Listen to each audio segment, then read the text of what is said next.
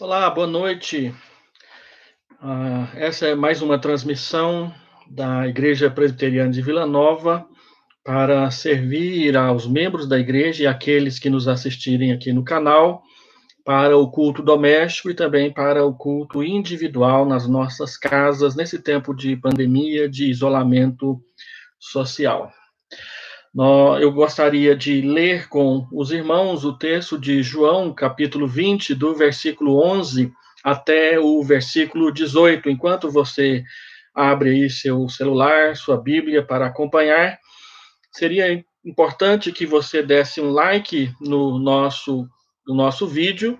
Se você não gostar, depois você tira, porque cada like ajuda o YouTube a divulgar o nosso vídeo para mais pessoas assistirem. Faça também um comentário, não só no chat que está aí do lado, mas também no vídeo, dizendo qual foi a sua impressão dessa mensagem.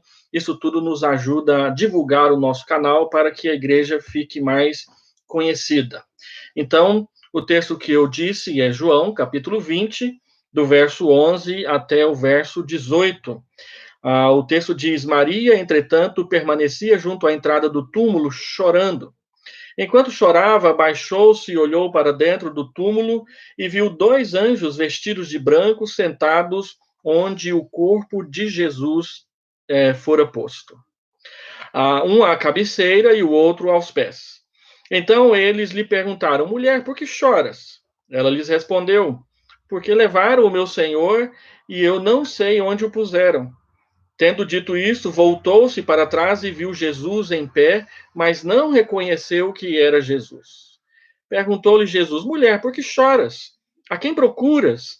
Ela, supondo ser ele o jardineiro, respondeu: Senhor, se tu o tiraste, dize-me onde o puseste e eu o levarei. Disse-lhe Jesus: Maria.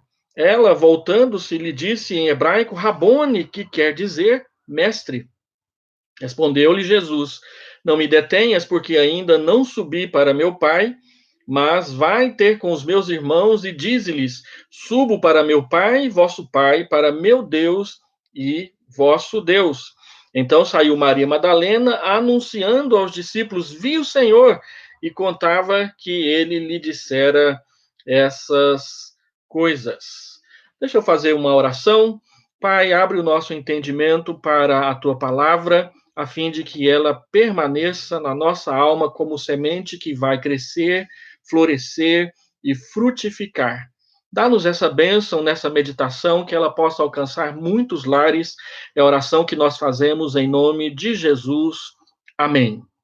Essa meditação, essa exposição que eu quero fazer nessa noite para os irmãos, ela faz parte de uma série que eu venho pregando à Igreja de Vila Nova, cujo título é Perdidos e Achados, e ela é baseada principalmente nas perguntas que são feitas a Jesus, ou feitas por Jesus, a várias pessoas no período antes da sua crucificação e depois da sua crucificação. Algo que é interessante observar é que antes da crucificação, a maioria das perguntas são feitas a Jesus ou por Jesus a pessoas e por pessoas que não creem nele. São pessoas perdidas e que precisam ser encontradas. Mas um detalhe interessante é que depois da ressurreição de Jesus, quase que todas as perguntas são feitas por Jesus e são dirigidas por ele aos seus discípulos. Perguntas que são pastorais, restauradoras e que vão pastoreando as pessoas que se afastaram de Jesus naquele período da traição, da prisão e também da sua crucificação. A ressurreição de Jesus nos ensina que um tempo novo surgiu e que ele agora, como pastor, vai à busca das suas ovelhas para que elas não se sintam e não se vejam desamparadas e nem desassistidas por ele. Assim, é importante nós perguntarmos num momento como este, o que é a morte? O que é morte?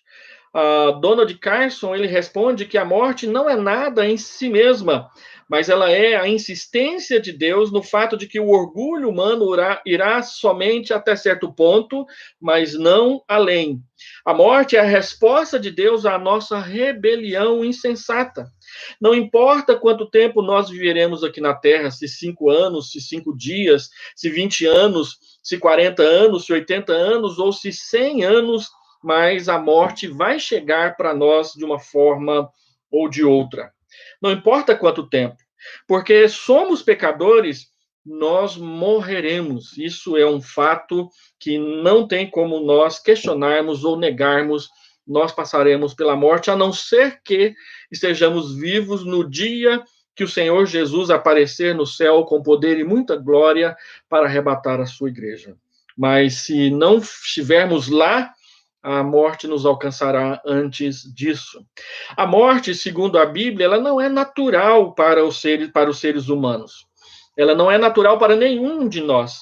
Por isso, toda vez que alguém morre, ela estende sobre nós esse cobertor de luto, de pesar, de tristeza e das lágrimas, porque a morte ela é dolorosa, nós choramos e nos entregamos às lágrimas e à tristeza. A morte nos expõe de forma humilhante a nossa finitude e por isso nós choramos.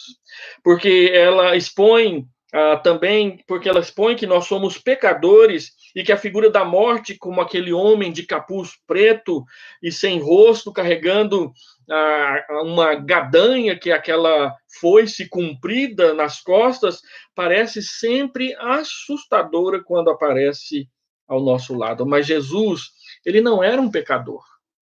Jesus era inocente, Jesus era puro, Jesus era completamente 100% santo, por isso a morte jamais poderia detê-lo e colocá-lo, deixá-lo sob o seu controle, porque ele havia dito que ele tinha o poder de se entregar a ela e ele também tinha o poder de reaver a sua vida da morte. Foi isso que aconteceu naquela manhã da ressurreição. E a primeira pessoa com quem ele conversa depois da sua ressurreição é uma mulher, e o nome dela é Maria Madalena.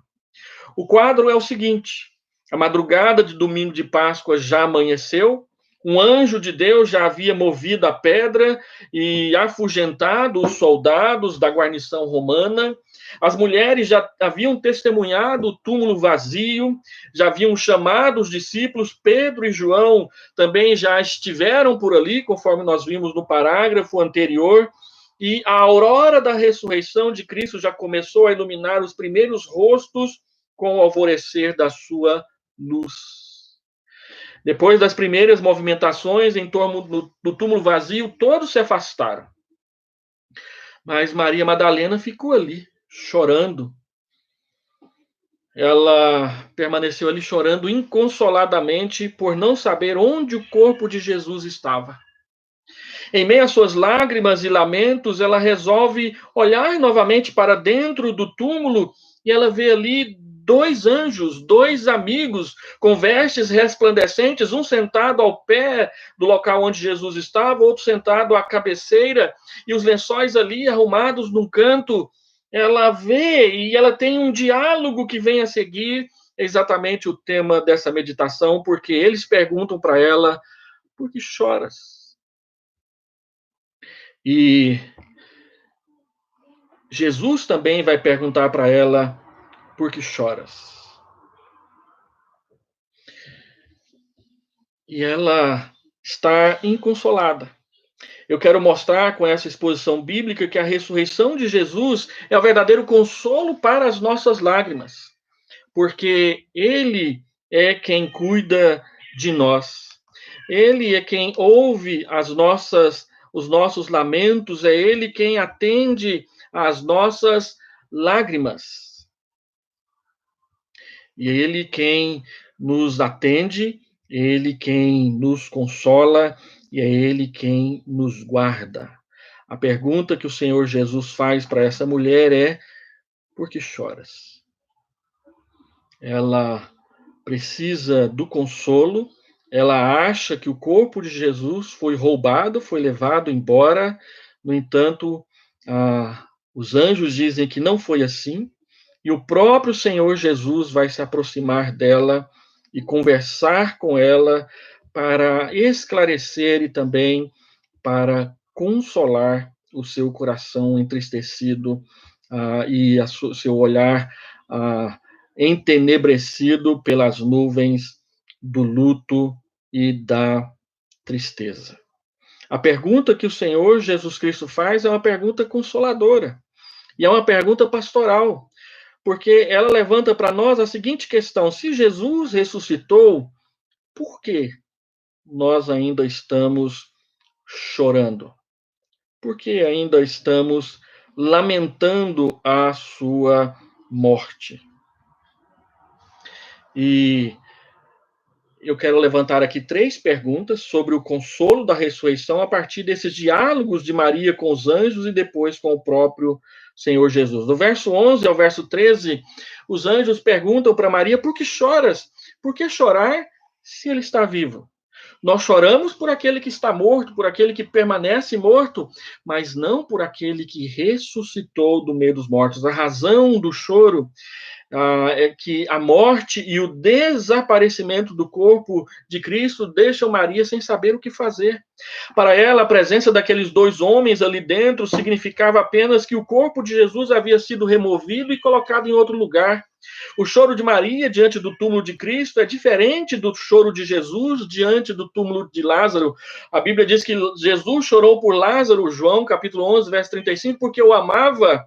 E por causa de toda aquela movimentação em torno da morte dele, uma vez que o Senhor Jesus estava ali, ele diz: eu sou a ressurreição e a vida, todo aquele que morre, mas que crê em mim, ele ressuscitará, e todo aquele que vive e crê em mim, não morrerá eternamente. E o Senhor Jesus pergunta para Marta: você crê nisso? E ele pergunta para nós cremos na ressurreição, por que chorar se a ressurreição já aconteceu? Ela chora porque acha que o corpo foi roubado. Mas o Senhor Jesus, quando chorou por Lázaro, ele chorou por causa da incredulidade que havia ao redor daqueles que estavam em torno do seu túmulo. Ela chora porque Jesus não está mais aqui. Lá ela chora porque as pessoas não choram sem saber o real significado da morte. Ela chorou pela morte que causou aquela perda. Ela chorou pelo pecado que está por trás da morte, pela incredulidade que caracteriza a nossa costumeira reação para com a própria morte. A sua incredulidade não lhe permite ver além da morte, e ela não conhece ainda o poder da ressurreição que o Senhor Jesus vai revelar para ela daqui a pouco. Os anjos que parecem homens colocam em relevo que as nossas emoções tristes nos impedem de ver a realidade diante dos olhos. Ela não vê os anjos, ela pensa simplesmente em jardineiros, conforme diz o texto de Mateus e também de Lucas. Maria conversa com 2 anjos e não percebe que são anjos de Deus e não homens. Em Marcos, eles dizem que Cristo não está ali porque ressuscitou. O seu desconsolo não lhe permite ver e ouvir a verdade, a fim de crer na verdade que está estampada diante dos seus olhos.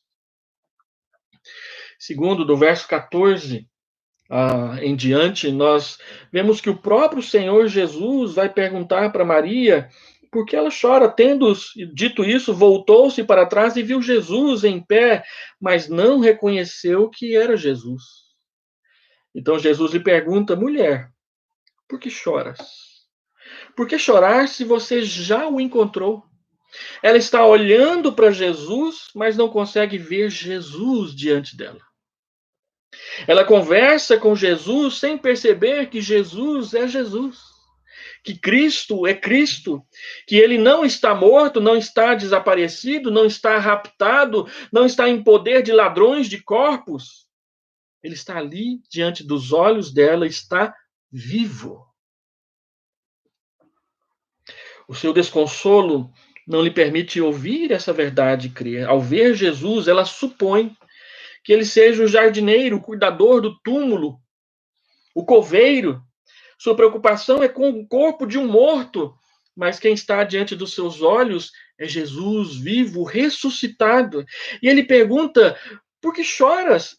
A quem procuras? A mesma pergunta que ele fez para aqueles homens lá no jardim do Getsemane, que vieram buscá-lo para prendê-lo. Agora ele pergunta para ela, não porque ela vai prendê-lo ou porque ela acha que ele está preso, mas exatamente porque ele está livre e ele vai libertar a todos nós.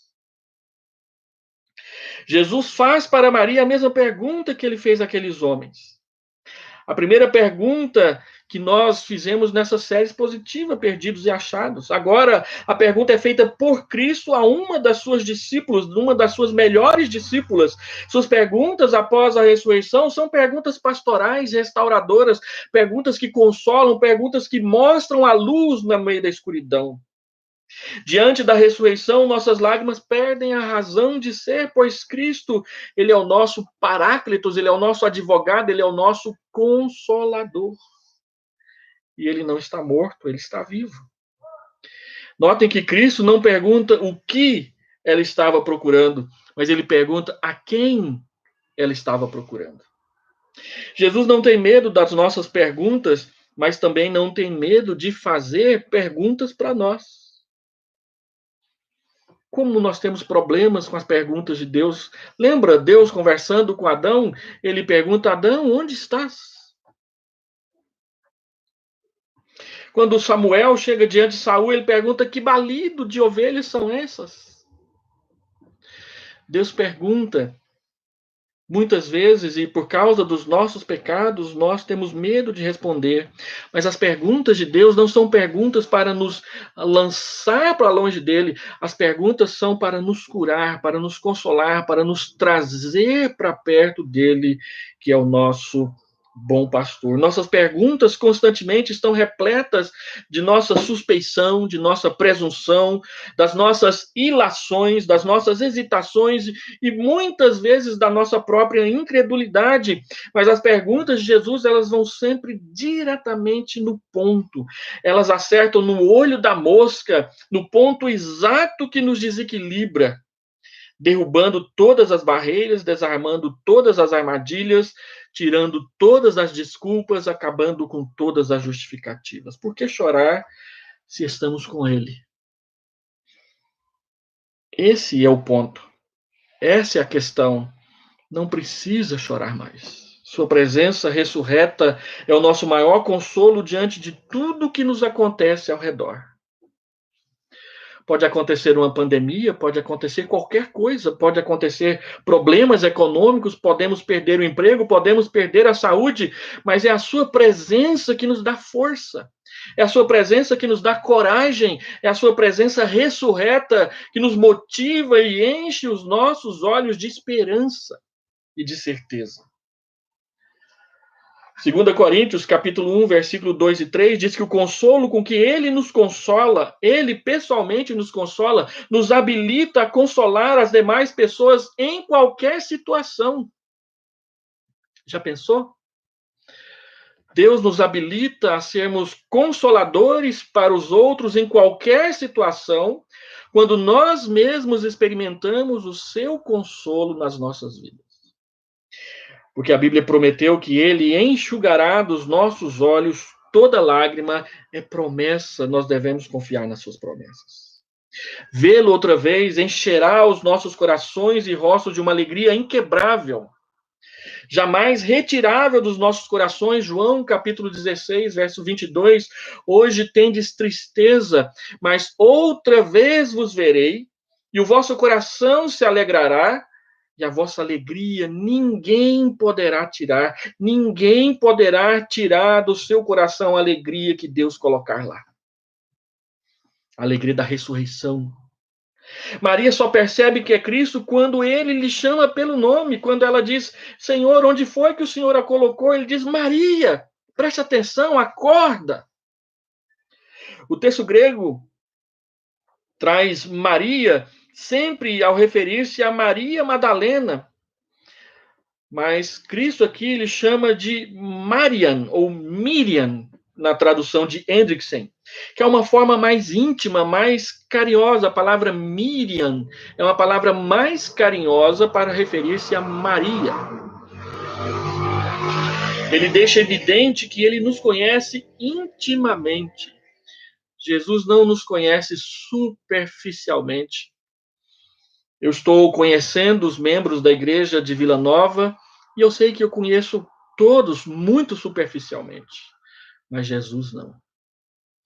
Jesus conhece todos pessoalmente, individualmente, nome por nome e com intimidade. Ele conhece a intimidade de todos nós e ele, quando trata conosco pessoalmente, ele nos trata intimamente, cuidando de nós, pastoreando-nos, limpando-nos, lavando-nos, fortalecendo-nos, recuperando-nos e restaurando a nossa fé e a nossa vida. Então, em terceiro lugar, quem é o Cristo que nos consola, de acordo com esse texto? Versículo 16 ao versículo 18, João revela para nós quem é esse Jesus ressurreto que é o Consolador. Disse-lhe Jesus, Maria. Ela, voltando-se, lhe disse em hebraico, Rabone, que quer dizer mestre. Recomendou-lhe Jesus, não me detenhas, porque ainda não subi para meu Pai. Mas vai ter com os meus irmãos e diz-lhes, subo para meu Pai e vosso Pai, para meu Deus e vosso Deus. Então Maria Madalena foi dizer tudo que ela experimentou ali às outras pessoas. A terceira questão que esse diálogo de Jesus com Maria levanta para nós e que nos mostra quem é o Senhor ressurreto e que vai procurando as suas ovelhas para restaurá-lo, nessas 3 frases que nós lemos aqui, Jesus mostra para nós 1, 2, 3, 4 questões a respeito de quem ele é e que nós precisamos saber e crer nas nossas almas e na nossa fé. Quem é esse Jesus? Primeiro, Maria diz que ele é o Rabone, ele é o mestre, ele é o meu mestre. A expressão Rabone, a terminação i no final, ela tem o sentido de meu mestre.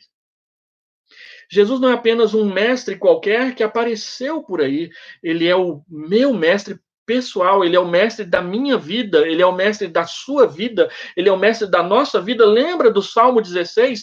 Digo ao Senhor, tu és o meu Senhor, o Senhor da minha vida, o Senhor pessoal, da minha individualidade, dos meus problemas, das minhas vitórias, das minhas derrotas, das minhas questões, das minhas dúvidas, dos meus sonhos, dos meus projetos, dos meus desejos, inclusive. A palavra Rabone é uma forma muito respeitosa, mais respeitosa até do que a palavra Rabi, porque ela torna o ensino daquele a quem se segue pessoal. Ele é o meu mestre, o mestre que eu escolhi para mim, o mestre que conquistou os meus ouvidos para eu aprender. O termo Rabone era aplicado somente aos melhores mestres e significa literalmente meu mestre.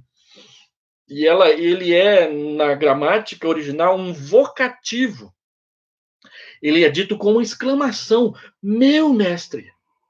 Aquele que faz o coração arder, aquele que eu tenho prazer quando estou assistindo, assentado aos seus pés, a sua palavra, o seu ensinamento. Portanto, não é simplesmente o meu mestre, mas é o bom mestre que eu sigo.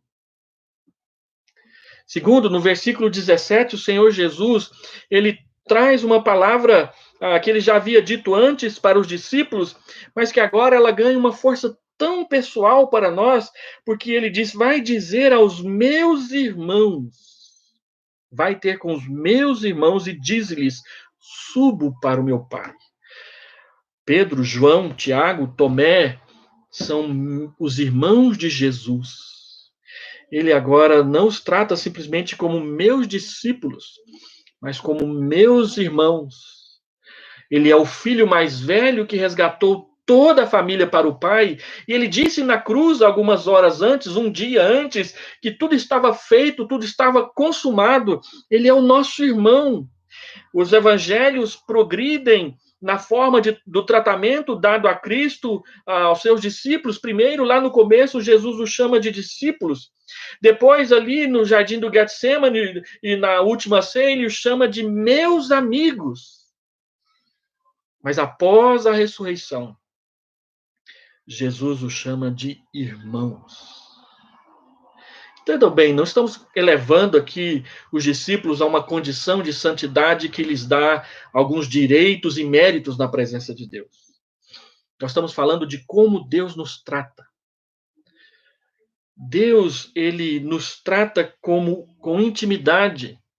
E nós somos uma família de filhos e filhas capitaneados, liderados, conduzidos, pastoreados pelo irmão mais velho, o unigênito de Deus.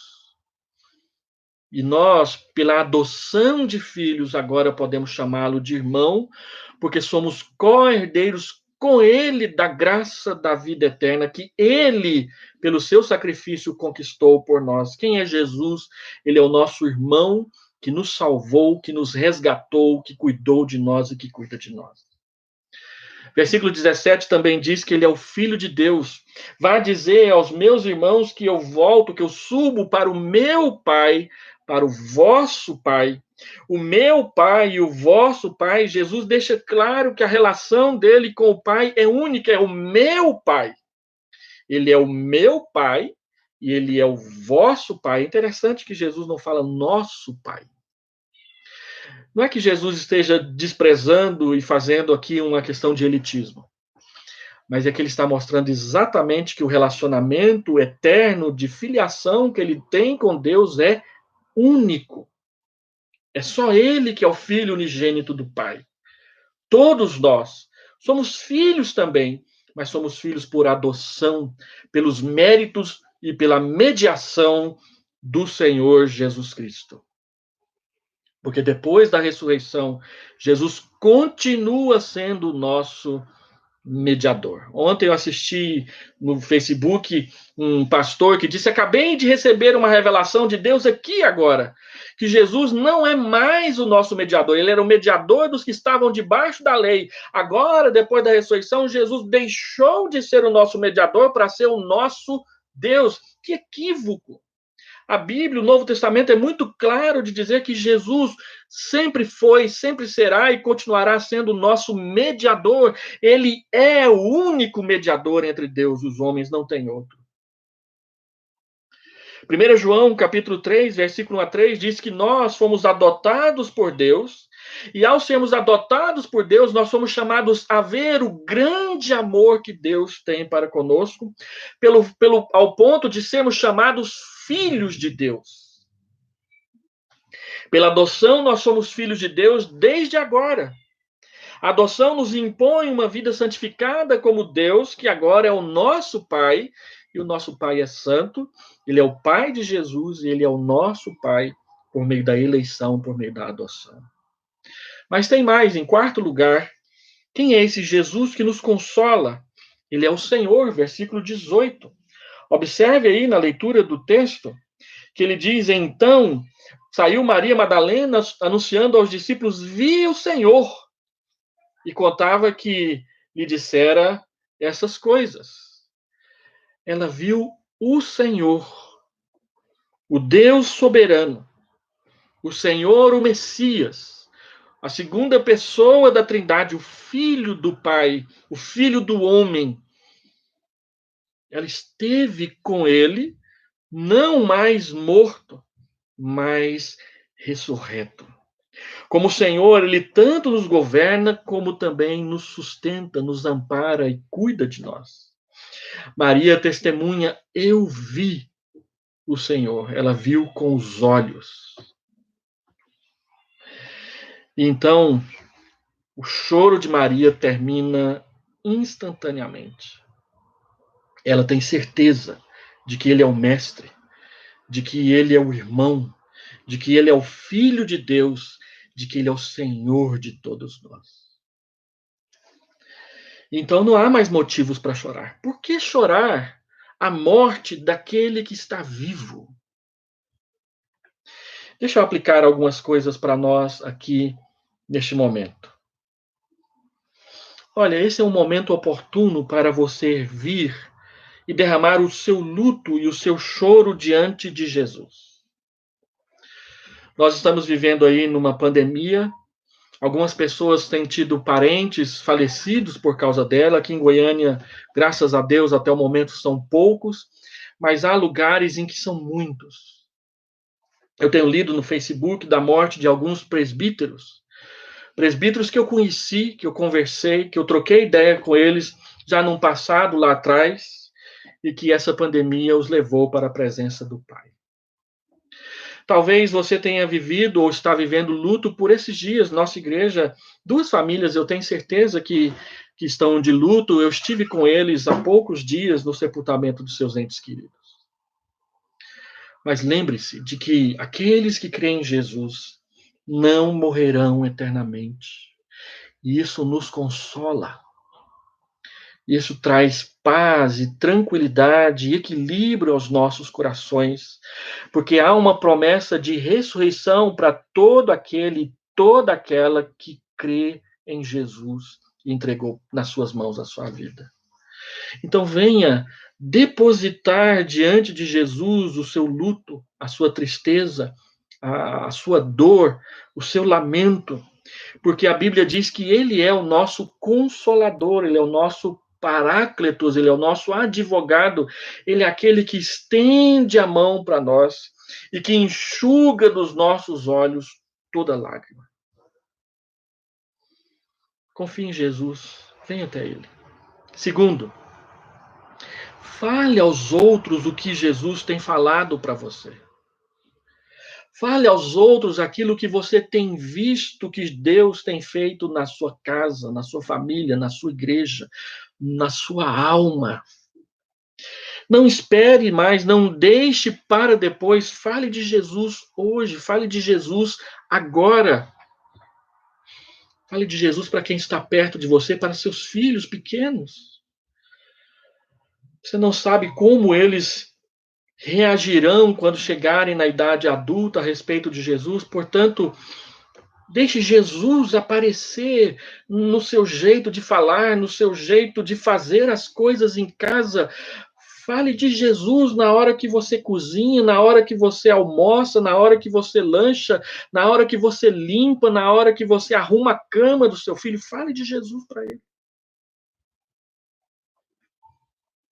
Fale enquanto ele está novo, pequeno, e presta atenção, porque haverá um momento em que ele ou ela terá que tomar a decisão por si mesma se seguirá ou não Jesus. E o seu testemunho, e a sua palavra, e a sua postura, e a sua conduta, e o seu relacionamento com Jesus poderá ser decisivo nessa hora para o bem ou para o mal.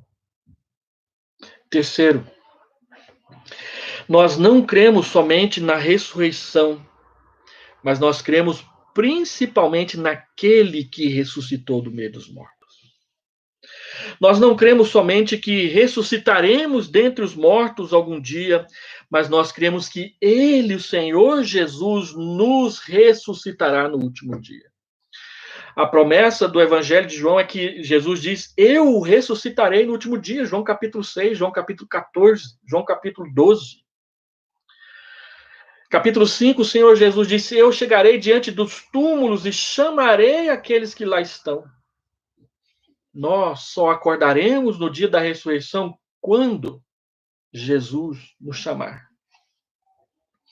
Então a nossa fé não é depositada simplesmente na ressurreição. Todos vão ressuscitar. Mas nossa fé é depositada naquele que ressuscitou, porque é ele que nos chamará para estarmos com ele à direita do seu braço para a vida eterna. Creia em Jesus. Descanse em Jesus. Viva para Jesus.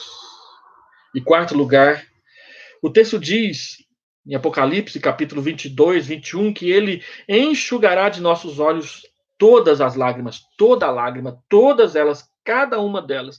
Ele enxugará dos nossos olhos as lágrimas que choramos por causa dos pecados que nós cometemos, aqueles que nos causaram vergonha e até mesmo aqueles que choramos sozinhos, sem que ninguém soubesse deles. Ele enxugará dos nossos olhos as lágrimas que derramamos pelos nossos filhos, por causa da preocupação paternal, maternal, por causa dos erros, das cabeçadas, das idiotices, das burradas, das incredulidades, das rebeldias pecaminosas que nossos filhos cometeram e nós choramos por elas. Ele enxugará. Ele enxugará os nossos olhos por causa de pessoas queridas que estavam conosco anteontem e hoje não estão mais, que estavam com a gente ano passado e não estão mais. Ele enxugará os seus olhos por causa da morte dos seus pais, dos seus irmãos, dos seus filhos que já se foram. Não tenha dúvida disso. Ele enxugará os seus olhos por causa de todas as situações adversas pelas quais você já passou, está passando e ainda vai passar. Ele prometeu fazer isso. Toda adversidade, todo problema, toda tribulação, ele enxugará os seus olhos, as lágrimas que derramam-se deles. Deposite tudo isso diante do seu trono gracioso, Hebreus capítulo 14. Aproximemo-nos com sincero coração diante do seu trono de graça e de misericórdia para receber socorro e misericórdia em ocasião oportuna. Acheguemo-nos, portanto, junto, bem próximos do seu trono. Ah, esse é o Jesus que ressuscitou. Por que choras? Por que procurar entre os mortos aquele que está vivo? Por que chorar por alguém que você acha que está longe, se ele está aqui diante de você, ao seu lado? E saiba quem ele é e por que ele é tudo isso para você. Vamos orar. Deus, eu te peço que o Senhor venha visitar cada lar que ligou o seu aparelho de celular ou de computador ou mesmo na televisão para assistir essa palavra. Que essa palavra, Senhor Deus, caia como semente nos corações dos que assistiram ao vivo e de todos aqueles que vão assistir depois e depois e depois. Leva a tua palavra às casas, aos lares, aos corações, para consolar aqueles que precisam do consolo, para trazer a Cristo aqueles que precisam de Cristo nesse momento, para conduzir aqueles que não sabem o que fazer. Que o consolo daquele que ressuscitou entre e permaneça na casa de todas as pessoas que estão ouvindo essa palavra neste momento. Eu oro em nome de Jesus. Amém. Deus te guarde. Deus te abençoe. Confie em Jesus. Amém, querido.